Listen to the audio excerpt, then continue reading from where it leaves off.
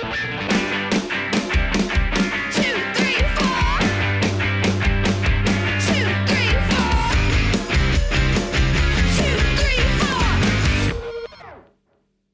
fellow law nerds. Welcome to another episode of Boom Lawyered, a Rewire News Group podcast hosted by the legal journalism team that wants Mom Donnie to win, but thinks everyone needs to calm the fuck down about the New York City mayoral race. Honestly. I'm Rewire News Group's co-chief content officer, Imani Gandhi. And I'm Jess Piccolo, Rewire News Group's other co-chief content officer. Rewire News Group is the one and only home for expert repro journalism that inspires you to love on your political organizers right now because it's been a lift for them. And the Boom Lawyered podcast is part of that mission. So a big thanks to our subscribers and welcome to our new listeners and viewers. And friends, family, countrymen even. Have you heard? Have you listened to the latest episode of Bitch Listen? If you haven't, go right now, download it. It's Ellie Mistal and Imani at their best. When I tell you this is maybe one of the most fun conversations that I have had the pleasure of listening in on between Imani and Ellie, like that is not bullshit. That is not hyperbole. And we've had Ellie on the pod a bunch of times. He never misses.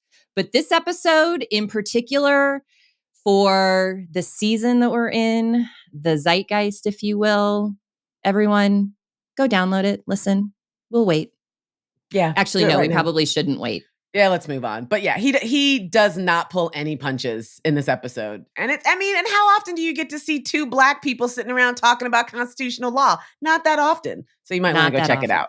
Do it. Let's move on to our first segment, which we like to call, What the fuck is going on?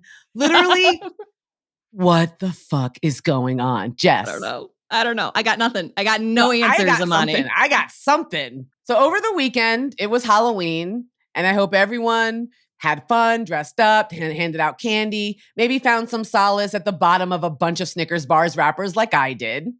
In Hanover, Pennsylvania, they went another route. They went a different route. There's a Catholic school called St. Joseph Catholic School.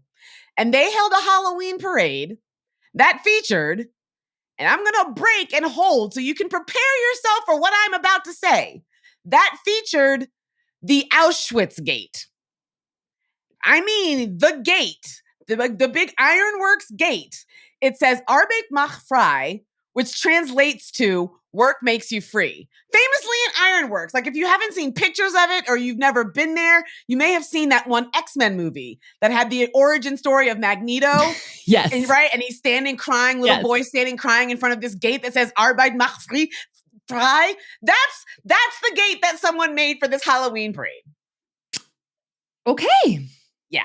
So according to the Auschwitz-Birkenau Memorial website, that motto was introduced at Dachau in 1933. That's the concentration camp that Anne Frank was murdered at, and then was later adopted by other concentration camps, most famously Auschwitz. Now, I can't fathom a world where a person decides to make a mock Auschwitz gate and then just parade it down the street. But that's what this guy did, and he designed it. And he told PennLive.com that he made a mistake.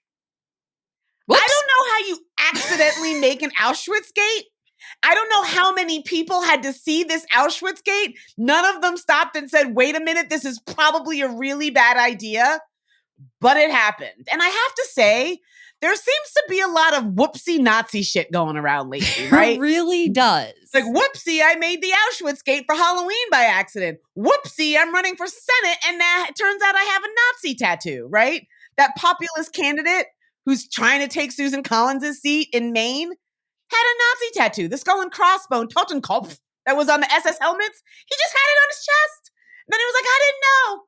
And then he got it covered up with some, like, Norwegian shit. That's also pretty dodgy. So it's like, I need people to just get it together. And I'm talking about Graham Plattner, that like folksy oyster farmer who is like a white man I would cross the street if I saw in a dark alley, right? Like, we talk a lot about white people crossing the street when they see Black people. We don't talk enough about the white people that Black people cross the street when they see. We really don't. We really don't. That's a different episode. But also, I wanted to make this one point and then I will stop ranting about the Auschwitz gate. So over the weekend, there's this woman, a Dutch Jewish member of the resistance, died. She was 103 years old. Like, she was like knee deep in the resistance. And I really think the two are related, right? The Auschwitz gate and the death of this 103-year-old, because a lot of the people who fought in World War II, who faced Nazis in Germany, are dying or dead. Right. And so maybe these stories aren't being told anymore. Maybe that's why we have this absurd resurgence of really rank 1930s and 40s style anti-Semitism. Like, I feel like maybe the Holocaust is becoming less personal for people because they don't have people in their life sitting around telling them, I went and I fought the Nazis, or I'm a Holocaust survivor. I know people who are Holocaust survivors in my community. I don't know what the hell's going on, but I fucking hate it. Halloween is a dicey holiday for Catholics to begin with. So the idea that a school is doing a Halloween parade and then has a Auschwitz float, like, Right. what? And I mean, I think the tattoo thing, and the sort of dying off of a generation is really relevant because, the discourse around it has been, oh, I didn't know, or it's, this and that in sort of like these closed insular communities. Well, the reality is no tattoo artist is going to do that without knowing what it is. Like, you go to a place that does that kind of stuff. So, I think the whoops, I did a Nazi is becoming less and less. I mean, it was never believable, but at this point now, it's like, that's just cover for folks who want to believe that it's not there. We can see it, but will my Aunt Edna? I have no idea. The point of losing a generation that really stood eyeball to eyeball with fascism and beat it down, I think is something we should spend more time on because that's really smart, Imani, to connect those two. Yeah. I don't know how to transition out of that into my news story. There's only a hard pivot away when you're talking about Nazism. I actually have some good news. Okay. Love that. Right? Like, that's the appropriate reaction. I never come in with good news. I am famously known for not having good news when it comes to the courts, but I have some, okay? So last week, also, while this Auschwitz float was happening, apparently, a New York court dismissed a lawsuit by Texas challenging New York's SHIELD law. And for folks who don't know or don't remember, SHIELD laws protect abortion providers in abortion protective states from prosecution if they treat patients from states that have abortion bans on the books. This has come up since Dobbs overturned Roe, and we have providers in states like New York and California and Colorado not only seeing folks from other states, but also facilitating the mailing of pills to folks in those states. So naturally, Texas hates this. And a lawsuit was filed in July by Texas Attorney General Ken Paxton to compel a New York court to enforce an order by a Texas judge in a case that was filed last year against a New York doctor accused of prescribing abortion pills to a patient in Texas. That order levied a $113,000 penalty on the doctor, Dr. Margaret Carpenter, and barred her from continuing to send abortion medication to Texas. New York has rightfully basically ignored these attempts, as it should. This is nonsense crossing into state boundaries like that. And the lawsuit dismissing ends this particular quest by Texas Attorney General Ken Paxton, who honestly, I think could use this time to focus on his own legal troubles and sussing out that really messy divorce that he finds himself in the middle of right now. I mean, really, Ken Paxton. Ken Paxton has turned into a bit of a troll. I think. You think? I mean, has been for a while. But like, this man really woke up and was like, you know what? I'm going to sue New York because they're not going to enforce the theocratic nonsense that we have going on in Texas. And the New York court was like, hey, bitch, have you heard of sovereignty? Right? Like, this is the whole, like, the idea that Texas thinks that they can go and sue somebody in New York because New York wants to protect abortion when Texas doesn't is absurd. Like, it's just absurd to me. He can take that $113,000 fantasy judgment and shove it directly up his own ass. Completely. Like, it's so frustrating. And I'm glad that New York passed that shield law, and I'm glad that it's doing what it was intended to do. And I'm glad that Margaret Carpenter got out from under this lawsuit because, like you said, it's been hanging over her head for at least a year. Yeah. Or I think it was at least a year, maybe like 8 to 9 months. And so she hasn't been able to leave New York, right? Because they were going to try to serve her as soon as she stepped foot across the Tappan Zee Bridge or whatever. That's the only bridge I could think of, like off the top of my head. Also because I love the name of the Tappan Zee Bridge. I think it's falling down now, which is sad. Before anybody busts in either on social media or in the comments to say, well, wait a second, we enforce criminal laws across state boundaries all the time. Let's have a reality check. We're not enforcing criminal laws against state lines here. This isn't a murder case. This isn't a trafficking case. There is no uniformity of criminal law when it comes to abortion across state lines. There are states that recognize the right and states that don't. And so that analogy just doesn't fit. And so now that we've put it away, I hope to never hear it again. Yes. I mean, we will. We definitely will.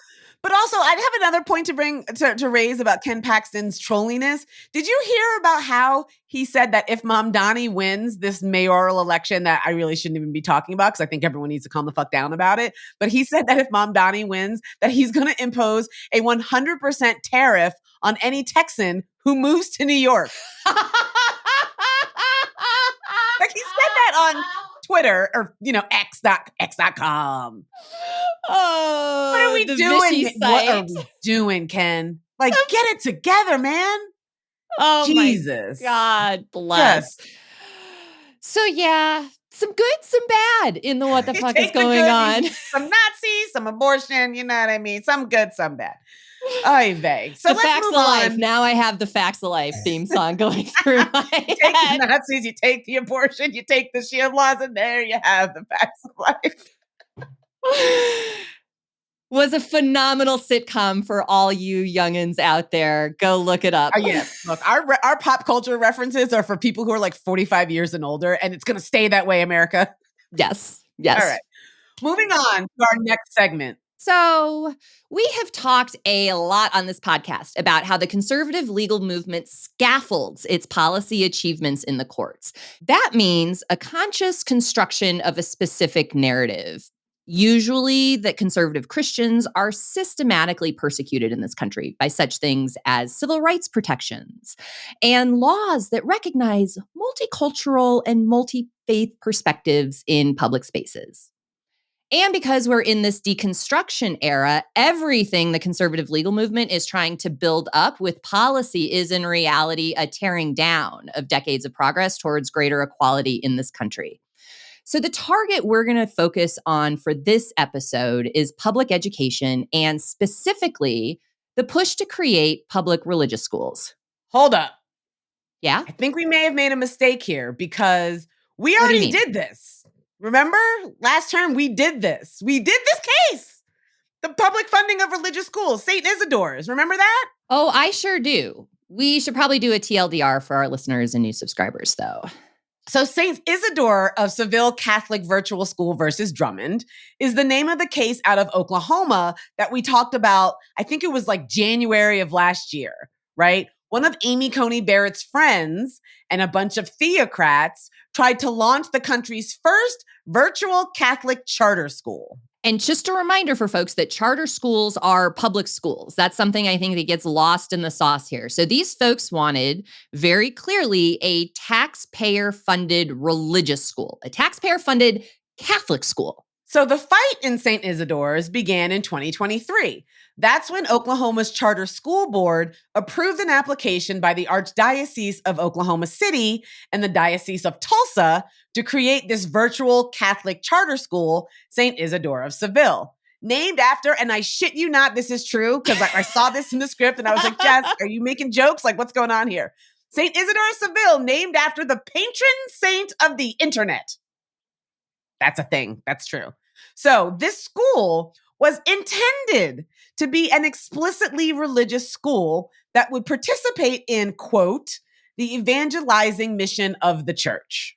It is absolutely wild to me that Catholics have a patron saint of the internet.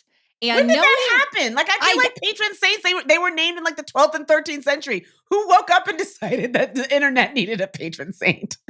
If Comcast goes down, do I pray to Saint Isidore? No, I'm serious. Like, if I can't find something, I know what to do. Like, there's pray to Saint Anthony, like, or patron saint of lost causes. I mean, Catholics have, patron saints for literally, we have them for everything. But the internet seems like an interesting evolution of faith. That's really all I have to say about that. I didn't believe it either. And then I thought, wow, these folks really did name their school after the patron saint of the internet. They were that earnest and serious about it. Which is absolutely absurd. I wonder when we're going to find the first patron saint of like ChatGPT. The patron saint of AI? The patron saint of AI. Okay. Oh my gosh. Okay. No, we got to reel this in.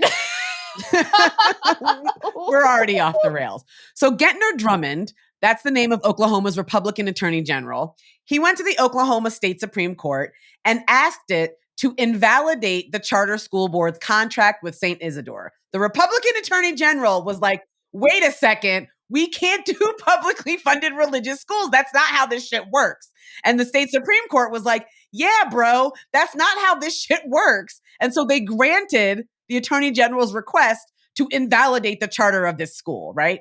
It was really rather straightforward because what the fuck are we doing with this school, guys? Like, what are we doing, right? Here's what the Oklahoma Supreme Court decided. Because St. Isidore is a public school, state laws require it to be non-sectarian. It can't be explicitly religious, and it can't evangelize as St. Isidore said that they intended to do.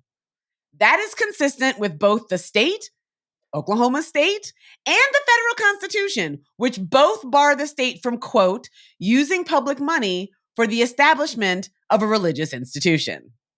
Pretty straightforward, but as you might imagine, the school board didn't like that decision. So what did they do? They petitioned the Supreme Court to step in. And hey, guess what happened? The Supreme Court did last term, hearing arguments in that case in April. Justice Barrett recused herself from the case. She didn't say why, and justices don't ever have to say why they recused, but the overall belief was that it was because one of her former Notre Dame colleagues and besties is behind this St. Isidore's push.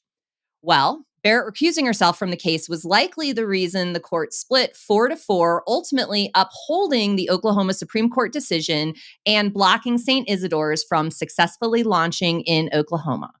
And here's why I say that.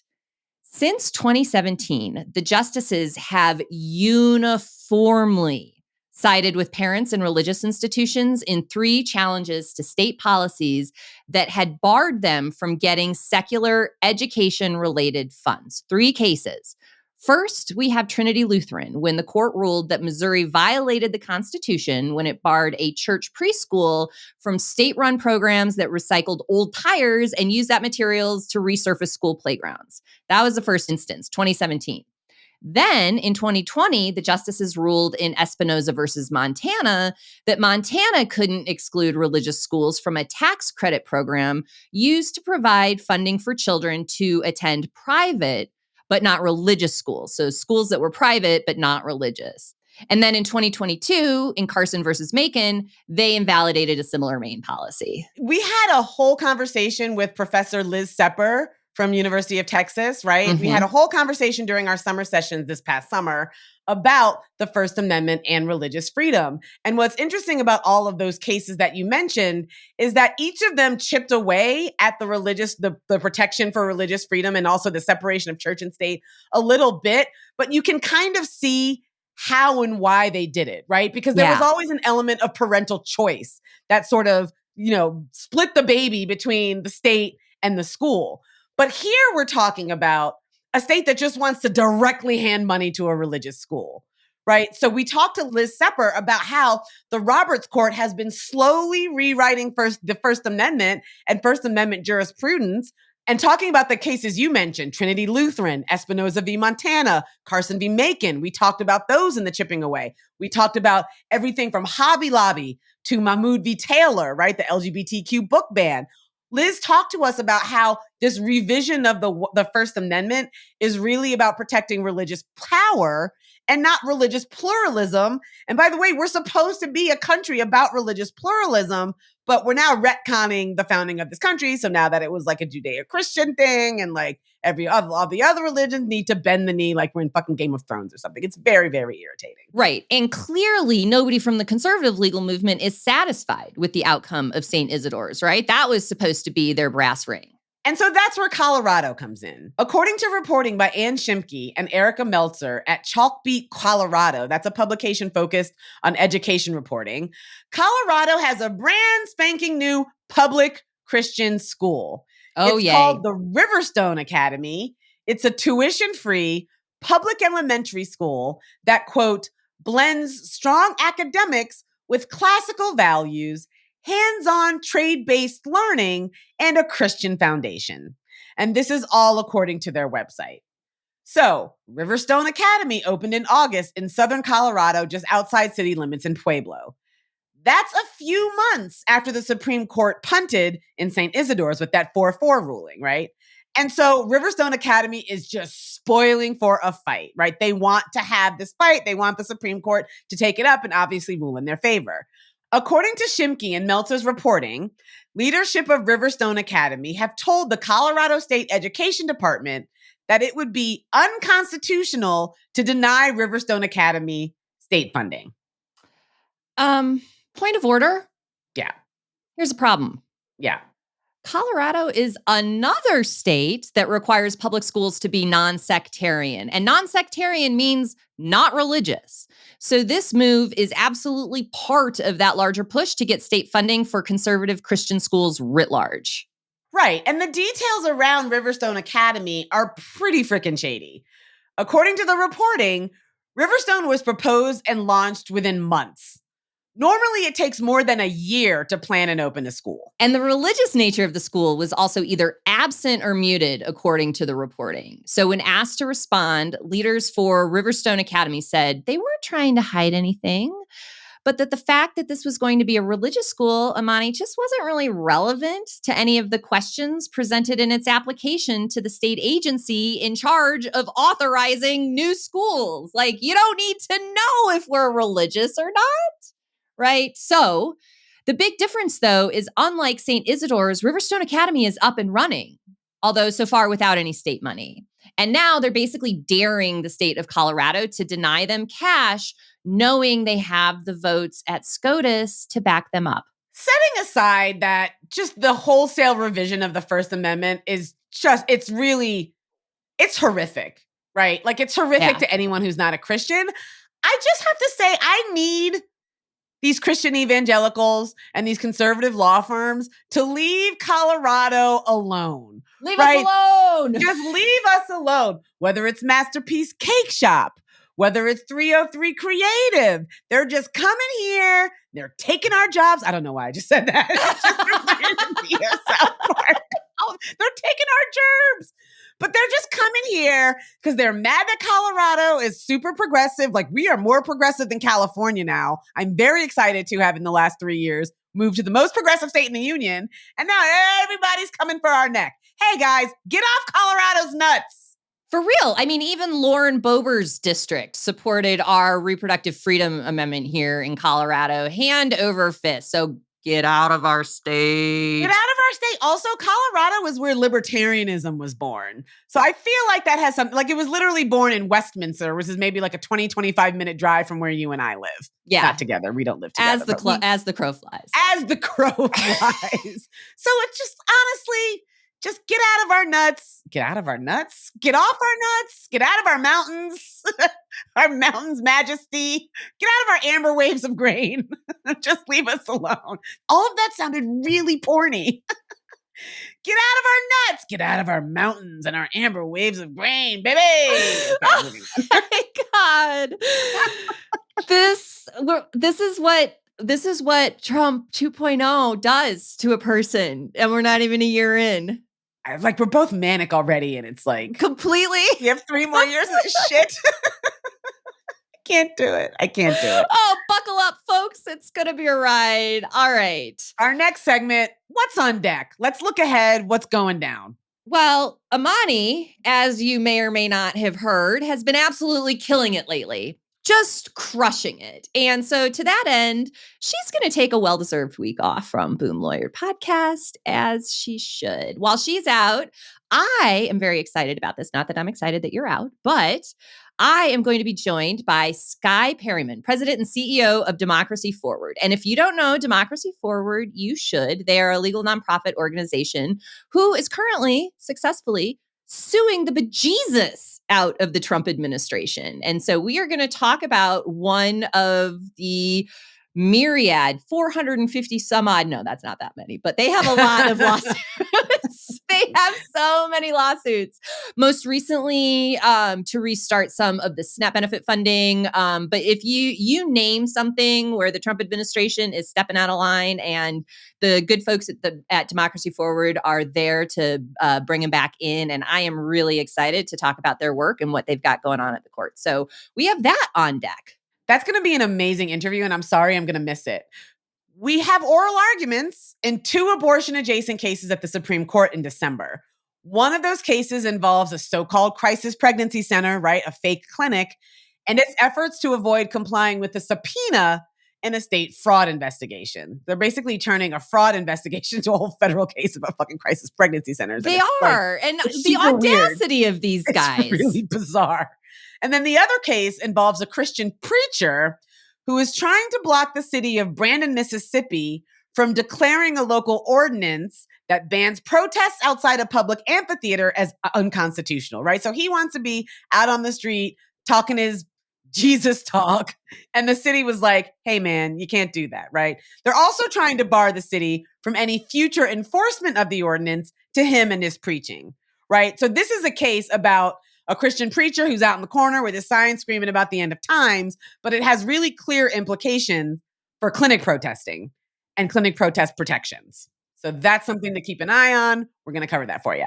Yeah, that's why we talk about it as abortion adjacent, right? Like, how much Jesus in my public space do I need to be subjected to, right? I don't want all that Jesus in my public areas. Thank you. Another reference, Imani. I'm keeping it today. We are. It's cuffing season. That's why, I guess. It's cuffing season. Okay, we have to shut this shit down, and it's getting way off the rails. If you would like to talk to us about anything we've talked about today, preferably not cuffing or any other things to do with porn and Mountain's Majesty, you can find Jess on Blue Sky, HEGEMOMMY.BSKY.social. You can find me on Blue Sky via the Black Sky server. So that is Angry Black Lady at blacksky.app, but it's still on Blue Sky. It's a whole thing. It is a whole thing. It's a whole thing. And I figured out how to switch servers, and now I feel just way blacker than I did like 3 weeks ago. That's not true. I feel exactly the same amount of black. Also, if you would like to follow Rewire News Group, and you should on everything, TikTok, Instagram, Threads, Jess is still laughing. TikTok, Instagram, Threads, Blue Sky, every other place, I don't know, Friendster, MySpace, what other fucking social media channels are we on involved in? Like all of them. You should follow Rewire News Group on all the things, rewirenewsgroup.com on Blue Sky. Subscribe to our YouTube channel, because then you'll get Bitch Listen and Boom Lawyer notifications when those publish. And aside from that, what are we going to do, Jess? We're going to see you on the tubes, folks. Yeah, we're going to see you on the tubes. We're going to try and act right, too, but we can't promise anything. No guarantees. This is Boom Lawyered, a Rewire News Group podcast produced and engineered by Chapter 4 and available on YouTube, Apple, Spotify, and wherever else you get your podcasts.